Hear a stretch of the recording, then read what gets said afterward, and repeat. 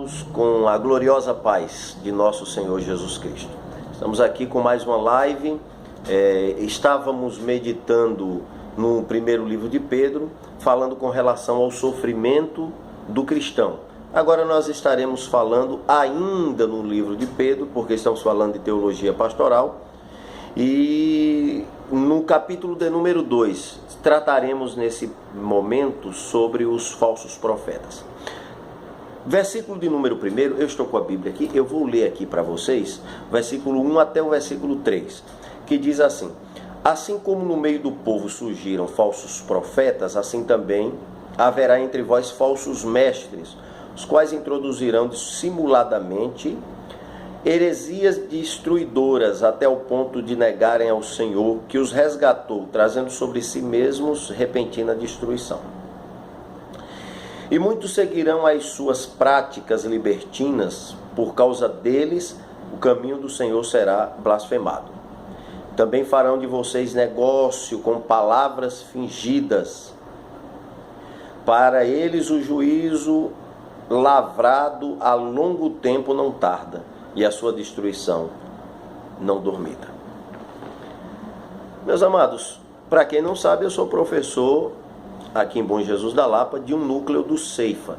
O Ceifa é uma instituição teológica conhecida no Brasil e, por que não dizer, até no mundo, por causa da sua sinceridade, do seu compromisso com a verdade de Deus sendo ensinada em todo o mundo. E nós estamos aqui para refletir sobre a palavra de Deus. Então, eu quero pedir a você que dê um joinha, que se inscreva no nosso canal, que ative o sino e dê essa moral para esse canal, cujo único objetivo é trazer o ensinamento e a instrução da palavra de Deus para todas as pessoas. Vamos lá. Os falsos profetas dos quais Pedro estava falando no texto em apreço não se refere aos que estão fora. Não está se falando aqui de espiritismo, não se está falando aqui do budismo, não se está falando aqui das testemunhas de Jeová, enfim. A preocupação de Pedro é porque surgiram no meio dos da igreja falsos ensinadores. E como identificar esses falsos ensinadores? Porque Pedro disse que eles introduziram no nosso meio doutrinas encobertas. O que é uma doutrina? O que é uma coisa encoberta, né? É uma coisa que está escondido. E o que é uma doutrina? É um ensinamento, né? Um ensinamento que por trás dele tem uma heresia de perdição, disse Pedro. E através dessa heresia de perdição, as pessoas acabam negando ao Senhor, que tirou eles de lá do mundo, que os resgatou do pecado e da perdição. Essas pessoas, ao aderirem a essas doutrinas, elas acabam voltando para o mundo, mesmo estando dentro da igreja, que é o pior desviado, é aquele que é cristão, mas não tem Cristo. Está na congregação, mas não está na igreja. Tem a Bíblia, mas não cumpre. Tem a vida, mas não vive. O diabo não está mais desviando as pessoas e levando para o mundo. É mais proveitoso para ele desviar e deixar na igreja, para que esse contamine os outros. Só o ensino da palavra de Deus é que nos faz conservar a salvação dentro de nós e nos isola de forma que nos deixa imune ao ataque de Satanás com relação aos falsos mestres. Introduzirão encobertamente, ou seja, trarão um ensinamento, e por trás desse ensinamento tem um propósito. É um propósito que leva a negar ao Senhor. Já ouviu falar daquele ditado? De boas intenções o inferno está cheio? Então tem pessoas, irmãos, que usam a Bíblia apenas para poder manifestar suas segundas intenções. Jesus já falava disso. Jesus disse que os escribas e fariseus invadiam a casa das viúvas, diz eles que para orar, um pretexto de prolongado, que a Bíblia manda orar, não é? Mas a intenção deles era explorar a casa das viúvas. Estou falando na questão financeira. E com relação a isso, podíamos falar tantas outras coisas, mas eu vou me ater aqui para respeitar o nosso tempo, o tempo da nossa live. Mas a mensagem encoberta é que nós precisamos ter cuidado. Tem sempre uma mensagem por trás de outra, um propósito por trás daquela mensagem. Quer dizer, você ouve a mensagem e parece bíblica, né? Mas quando você vai ver a intenção nega ao Senhor Jesus Cristo, né? Por exemplo, aquela teologia do toma lá e dá cá, né? Se você não percebeu ainda, essa teologia leva os cristãos a acharem que Deus é um Deus de barganha e acabam negando a graça de nosso Senhor Jesus Cristo. Deixa eu ser mais claro com você aqui, né? A campanha, por exemplo, fazer campanha é bom? É. O que é uma campanha? É um propósito. Você faz um propósito com Deus, né? Mas quando é que a campanha começa a ser deletéria? É quando você acha que porque você fez uma campanha, Deus é obrigado a te dar alguma coisa. Por exemplo, tentar explicar aqui mais para você, né? Olha, você vai fazer um jejum de 21 dias e Deus vai te dar isso aqui. E Deus vai abrir essa porta aqui. E aí a pessoa faz esse jejum de 21 dias. Passado o jejum, se a coisa não acontecer, ele vai ficar frustrado com Deus. Porque ele jejuou. Ele fez a parte dele e Deus não fez a dele.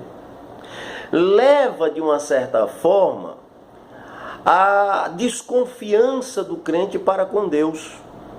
Mas quando você vai ler na Bíblia, você vai ver que Deus não troca jejum. Deus não te faz nenhuma proposta de barganha. Tudo que Deus nos dá é pela graça. É pela bondade, pela misericórdia dele. O jejum não é para fazer troca. Pelo contrário, o jejum é um sacrifício de abstinência que nós fazemos para nos aproximar de Deus e não para pedir nada. Agora, perto de Deus, é óbvio que tudo que você pedir, você recebe. Ah, pastor, mas eu já li na Bíblia que tem certas caixas de demônio que só sai por meio do jejum. A meditação ainda continua sendo a mesma. Não é o jejum para expulsar demônio. O jejum é para Deus. É um sacrifício para o nosso Deus. Agora, quando você jejuma, você se aproxima de Deus. Como quando você ora, quando você consagra, quando você vai para uma vigília. Você aproximou de Deus, você recebe autoridade ainda maior para poder expulsar demônio, orar por enfermidade. Enfim, é graça. É graça pura. Não é troca. Eu já vi muita gente triste, porque eu orei 3 horas para Jesus me batizar no Espírito Santo, e Jesus não me batizou. Agora esse irmão vem aqui e 3 minutos que ora, novo convertido, aceitou Jesus ontem, logo Jesus batizou no Espírito Santo. O que é isso? Gente, é graça. É graça. Muita gente deixa de receber a bênção porque acha que é pago. Tem aquela história de pagar um preço, você tem que pagar um preço, você não tem que pagar preço, preço já foi pago. Oração não é pagar preço, jejum não é pagar preço, adorar não é pagar preço, isso é coisa voluntária. Isso aí é um prazer que você tem de fazer, é um serviço que você faz do fundo do coração. Agora, quando você ora, jejuma, lê Bíblia, como se você tivesse a contragosto só para pagar um preço, Deus se entristece. Só para terminar aqui a nossa live, irmãos. Pensa comigo aí. Você diz que é meu amigo, aí você chega na minha casa e diz: eu vou ficar 3 horas falando com você, porque eu quero que depois você me empreste 10 mil reais. Você acha que eu vou ficar feliz com você? Você acha que essas 3 horas que você vai passar falando comigo vai me convencer da sua amizade? Você está aqui porque você quer um dinheiro meu emprestado. Como você acha que Deus se sente quando você diz: eu vou jejuar tantos dias para o Senhor me dar isso? Eu vou orar tantos dias para o Senhor me dar aquilo? Será que Deus não se sente usado como aquela maquininha que passa o cartão e tira o dinheiro? Gente, oração, jejum, vigília, são sacrifícios voluntários, esses são voluntários. Você não é forçado a fazer, faça de coração. E não faça para receber, faça porque você quer dar. Perto de Deus, o que você pedir, você recebe. Então, é um ensinamento deletério. Quando se prega que quando você jejuma, Deus é forçado a dar. Que quando você faz uma campanha, Deus é obrigado. Não faz isso. Não faz isso. Ore, jejume, leia a Bíblia. Mas toma cuidado com os falsos ensinamentos. Não coloca Deus contra a parede. Porque você, como diz o ditado, sem Deus não é nada. Deus, sem você, ele continua sendo Deus. Tá? Então, um desses ensinamentos deletérios é essa questão do toma lá, dá cá. Um outro ensinamento é a questão de fazer de vocês negócio, com palavra fingida. Está dentro do povo de Deus. Tem pastores que fazem de vocês, que fazem de mim, que querem fazer do povo negócio. Usam de palavras fingidas, vendem as coisas para poder arrecadar dinheiro. E diz: você vai levar para sua casa e você vai abençoar a família, vai espalhar isso aí na sua casa, depois você varre. Irmãos, quando você olha aquilo, você pensa, é interessante. Tem um simbolismo realmente que parece com a verdade. E a pessoa até faz pela fé. E na fé Deus até abençoa essa pessoa. Mas a intenção de quem mandou fazer isso, só Deus sabe. Porque o coração é terra que ninguém anda, não é? E a gente sabe que ninguém é bobo. A maioria gritante dos pastores que andam vendendo uma coisinha ali, outra acolá, dizendo que vai, estão com intenções ruins.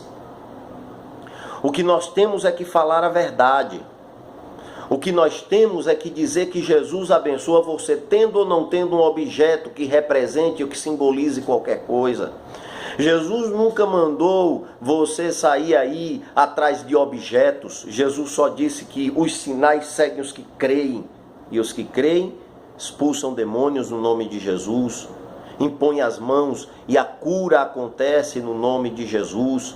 Os milagres sucedem e você não precisa fazer nada a não ser confiar no Senhor, seu Deus. Então, farão de vós negócios com palavras fingidas. Querem negociar a palavra de Deus. Um outro tipo é aqueles que cobram. Olha, eu vou aí por 5 mil reais. O infeliz passa o ano todinho sem agenda, sem ninguém para chamar para pregar. E quando alguém chama, ele diz: eu vou por 5 mil, eu vou por 20 mil, eu vou por 30 mil. Quando a Bíblia diz que é de graça que a gente recebe e é de graça que a gente dá. Receber uma oferta, receber uma contribuição de uma igreja não é pecado. Mas estipular um valor apenas com a intenção de se parecer popstar, isso é defraudar a igreja do Senhor Jesus Cristo. Você dizer para um pastor: pastor, eu só posso ir aí se as minhas despesas for cobertas, não é pecado. Porque tudo tem despesa. Você, quando recebe um convite para cantar ou para pregar, precisa botar gasolina no carro, precisa pagar o hotel, a alimentação, o seu tempo. Porque se você vive só do evangelho, o pastor que te convida vai entender que você precisa ser ajudado. E a Bíblia diz que é digno o obreiro do seu salário.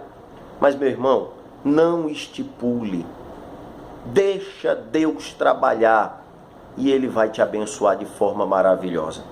Amém? Não faça negócio com a palavra de Deus. Não negocie. Isso é coisa de falsos mestres. E para esses, o juízo já está determinado. Que Deus nos ajude. Que Deus nos livre. e que Deus nos ensine a saber identificar os que vêm com palavras fingidas, os que querem fazer negócios com a gente, os que querem nos levar a sair da presença de Deus, com aqueles homens de Deus sinceros, que querem de fato abençoar a nossa vida. Deus abençoe os irmãos.